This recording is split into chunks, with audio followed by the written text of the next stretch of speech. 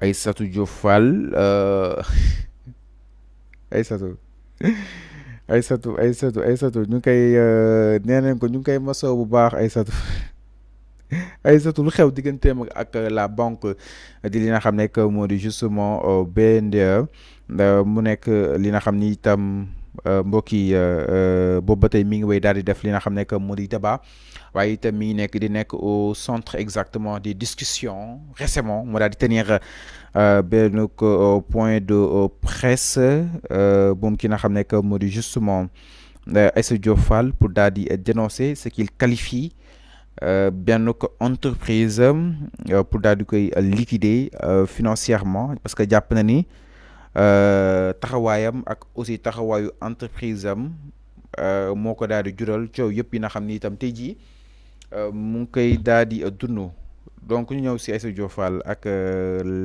réponse yi ak li nga xam ne que moo di justement tolluwaay wi boobu ba tey nag ku si nekk ak perception bi nga xam ni itam am na ko si en tout cas donc moom Aïssatou Diop Fall ñu koy accusé de détournement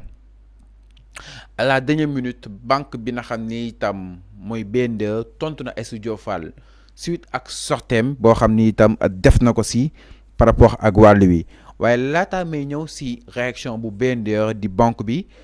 nga xam ni itam dafa daal di répliquer Aïssatou Diop Fall j'aimerais ma ñëw un peu si li nga xam ne que moo di les faits pour permettre aux Sénégalais de comprendre exactement ce qui s'est réellement passé Aïssatou Diop Fall mu nekk benn cœur ouvert par rapport ak boobu de li nga xam ne que moo di affaire des 49 millions donc selon les informations yi nga xam ni itam Aïssatou Diop Fall moo ko daal di xamle source a daal di koy rapporter la journaliste ak président directrice générale bu groupe Prodaf boo xam ni itam mooy édité Public SN TV Aïssatou Diop Fall mu daal di tenir benn point de presse pour daal di livrer exactement sa version des faits concernant les différends qui l'opposent à la Banque nationale pour le développement économique di BNDE banque boobu nag moo koy réclamer somme 49 millions yoo xam ne itam Aïssatou Diop Fall war na ko fay boobu dañ xam ne que moo di banque ñëw exactement sur les détails par rapport ak wàllu yi journaliste bi ñëw na convier expliquer qu'est-ce qui s'est réellement passé par rapport ak wàllu yi moom tout d'abord jàpp na ni bëgg na rétablir la vérité waaye il fait l'objet de manœuvres d'intimidation et d'interprétation biaisée destinées à discréditer son entreprise waaye itam daal di koy noppiloo par rapport ak taxawaayam tolluwaayam ci réew mi moo waral nag ñu bëgg li nga xam ne que moo di fragiliser Prodaf di entreprise am tëj aussi li nga xam ne que moo di Public SN TV bëgg a couper son micro bi nga xam ni itam mu koy daal di tenir pour daal di àddu jëmale ci tolluwaayu réew mi fee yi nag mi ngi remonté en 2022 société bi di Prodaf dafa daal di contracter benn près de 100 millions de francs CFA auprès de la BNDE intérêt yeeg yëpp ci la bokk maanaam ci 100 millions yi 100 millions la Aïssatou Diop Fall wala fay BNDE alors ñu daal di waxtaan que ni chaque mois Aïssatou Diop Fall dafa war a rembourser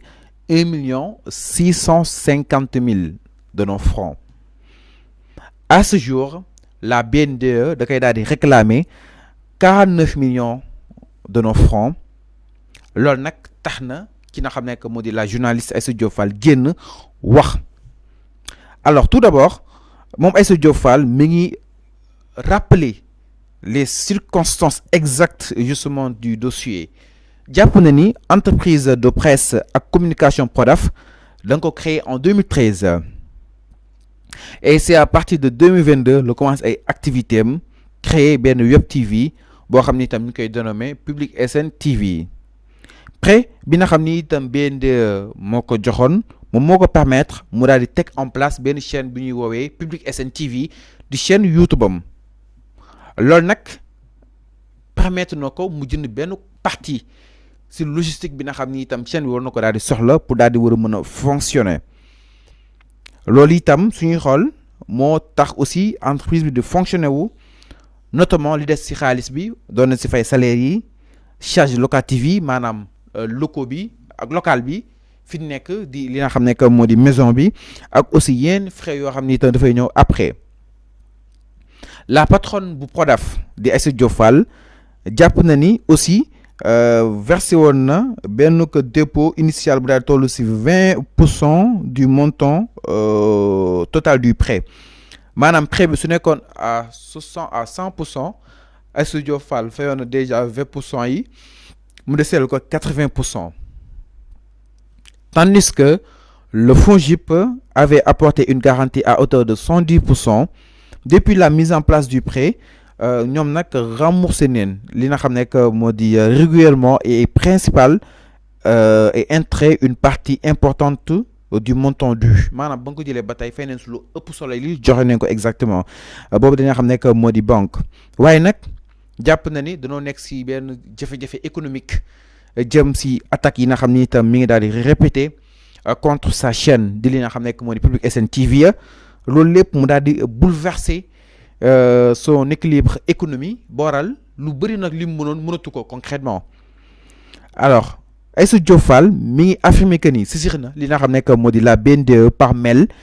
ak courrier physique pour daal di solliciter ñu daal di restructurer exactement si boobu di det maanaam daal di koy waxtaane waat parce que dafa nekk si ay jafe-jafe financier maanaam dafa nekk si ay difficultés financières entre autres banque bi mu daal di accepter moom Aïssatou Diop Fall donc on peut dire que la banque aurait accepté selon moom cette proposition dans un premier temps avant de se rétracter maanaam jàpp na ni banque bi nangu woon na laataa léegi muy ni déet muy bañ a nangooti loolu moom Aïssatou Diop Fall jaaxal na ko en raison ay difficultés financières yi nga xam ni tam am na ko moom nee na dafa amoon benn honnêteté saisir exactement la BNDE pour daal di solliciter ñu daal di xoolaat li nga xam ne que moo di bor bi loolu nag après li nga xam ne que moo di BNDE dafa daal di ñëwaat sur sa décision bañ loolu li nga xam ne que moo di justement Mira la journaliste soutient que les mesures de harcèlement boo xam ni itam da ko topp depuis bañ daal di signaler comptam di Public SN TV suspendre aussi diffusion waaye itam amul publicité amul convention état kenn considéré wu ko si ay revenu même wàcc lool ba daal si yegg moo waral nag si boobu de contexte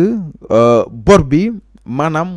mënutu ko fay di comme ni mu ko waxee woon moo waral mu daal di sàkkoo ñu daal di structuré waat dette bi nga xam ni itam Aïssatou Diop Fall da ko daal di contracté auprès de la banque justement BNDE moom Aïssatou Diop Fall jàpp ne loolu c'est normal parce que quoi qu'on puisse dire c'est des pratiques bancaires normales yoo xam ne des fois il faut ñu xoolaat waxtaanaat comment faire pour rembourser. Elle explique sur le plan de restructuration proposé visait à rallonger la durée du remboursement sur 10 ans pour alléger les mensualités maanaam da ko bëggoon xëcc ba 10 ans waaye itam wàññi li mu doon fay chaque mois pour rek mu daal di war a mën a matal li nga xam ne que moo di bor bi d'autant que l'État nous a privé comme toutes les entreprises de presse amatuñu convention jàpp na état bi moo leen ko privé amatuñu ay marché plus tard waaye itam sur le plan de sauvetage loolu lépp BNDE daal di koy valider laata muy daal di ñëwaat donc loolu lépp mu bëggoon na ñu daal di maintenir la durée justement daal di koy allonger am lépp loo xam ni te wane si allant dans sens entre autres alors qu'elle devait reprendre les remboursements au mois de l'année prochaine la BNDE lui met déjà la pression à rembourser les 49 millions réclamés BNDE bu ko fayee ko li nga xam ne que moo di 49 millions loolu nag métti na loolu ki nga xam ne que moo di Aïssatou Diop Fall jàpp na ni cet accord de restructuration a donc valeur d'engagement légal pourtant à ma grande surprise la banque m'a contacté il y a presque un mois pour m'imposer de nouvelles conditions alors que tout était signé et acté BNDE nangu woon na affaire yi ba ñu da nga koy yóbbu 10 ans selon Aïssatou Diop Fall waaye dafa gis ni après ñoom dañoo changé doxalin ñëw ni bu ko imposer pour mu daal di fay boobu dañ xam ne que mu di bor donc la BNDE a fait volte-face selon Aïssatou Diop Fall exigeant le remboursement immédiat du solde restant et nous menaçons de poursuites pénales pour détournement de prêts consentis par l'État donc nag du ñàkk ni Aïssatou Diop Fall dinañ ko woolu peut-être si toutefois BNDE mu daal di taxaw fi mu taxaw peut-être sûrement sa convocation elle est imminente si kanam yoon ak wàllu yoonal par rapport ak li nga xam ne que moo di wàllu wi donc ki nga xam ne que moo di Aïssatou Diop Fall mi ngi accusé de la BNDE établissement public sous tutelle étatique d'avoir transformé un différend purement commercial à une affaire politique jàpp na nag yi fii dafa am si wàllu politique parce que waxtaanee woon nañ ba juboo tey ñu bëgg a ñëw def benn volte-face génn que ni d'accord ñu par rapport ak wàllu wi Aïssatou Diop Fall jàpp nañ là c'est une intention manifeste de faire taire une voix indépendante. C'est le début d'un harcèlement et une persécution bancaire inouïe contre ma personne et mon entreprise, a-t-elle déclaré des propos yoo xam ni itam journaliste yi reprendre nañ ko donc nag moom mi ngi affirmé que ni y a de cela 15 jours benn huissier da ko daal notifier la clôture unilatérale et sans préavis de son compte, lui réclamant le paiement immédiat sous hauteur de 49 millions. Vendredi dernier, le même huissier est revenu avec un acte m'informant que la BNDE allait saisir le procureur du tribunal correctionnel de Dakar pour une plainte contre moi pour détournement de prêts consenti par l'État. BNDE nag dina daal di teg benn acte yóbbu ko si kanam yoon ak wàllug yoonal la waaye UC bi nag jàpp nañ aussi comptam su meetuwul dinañ ko daal di clôturer parce que dafa war a fay booba da li nga xam ne que moo di boru 49 millions. Alors donc mi ngi noonu ki nga xam ne que moo di Aïssatou Diop Fall si moom itam mi ngi rappelé encore sur le plan juridique. La journaliste rappelle que les conventions légalement formées tiennent lieu de loi à ceux qui les ont faites. Elle estime donc que la BNDE est juridiquement tenue d'appliquer le plan de restructuration signé devant notaire maanaam moom BNDE war na respecter li nga xam ni itam signé na ko devant notaire prolonger dette bi dans 10 ans pour mu daal di koy war a mën a fay. loolu nag su amul si la BNDE souhaite récupérer sa créance maanaam su bëggee jëlaat xaalisam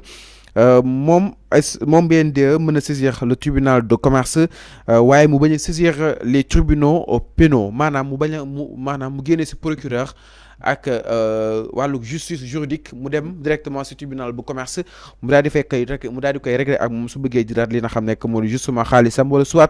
mu daal di respecter li nga xam ne itam signé woon nañ ko donc mi ngi noonu par rapport ak li nga xam ne que moo di justement mbiru Aïssatou Diop Fall. Alors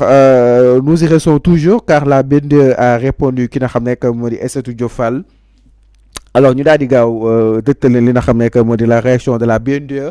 donc c'est la Banque nationale pour le développement économique def sorti si li nga xam ne que moo di de sa réserve à la suite déclaration yi nga xam ni itam la directrice bu porte de Prodaf def na ko di Aïssatou Diop Fall. En tout cas lors d'une conférence de presse bi nga xam ne dina ko daal tenir ni ki ce 21 octobre 2025 contre cette dernière doon accuser la BNDE nekk benn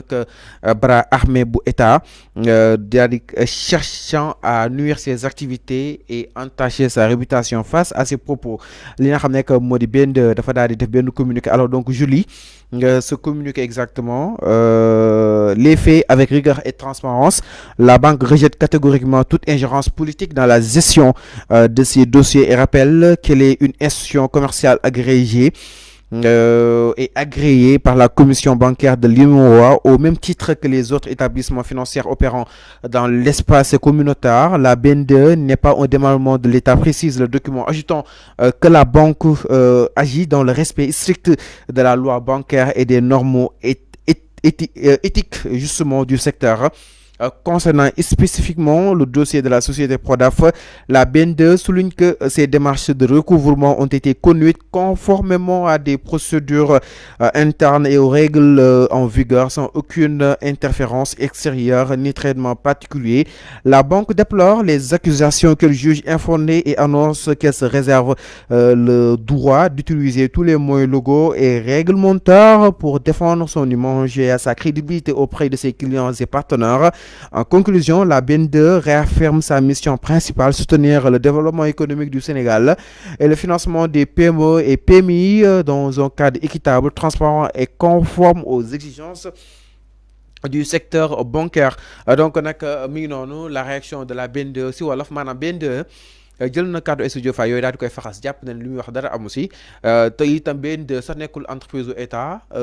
liggéeyu ñu état maanaam amuñu benn mission bi ñuy jot si qui que ce soit dañuy wéy ba tey daal di investir waaye itam accompagner li nga xam ne que moo di justement les jeunes entrepreneurs sur le plan PME ak PME pour daal leen accompagner jëm si li nga xam ne que moo di li ko gën a fasantiku donc nag mi ngi noonu ba li nga xam ne que moo di justement BND loola daal di tontu. ki nga xam ne moo di Aïssatou Diop Fall si sorteem jàpp ne nag juum na te itam ñoom ak bépp mooy bi ñu am den fexe ba daal di seetal seen der concrètement suite ak propos yi nga xam ni itam Aïssatou Diop Fall yëkkati na ko. ñu daal di ñëw si li nga xam ne moo di xët yi njëkk si yëglekaay yi daal di koy def de manière vite fait rek.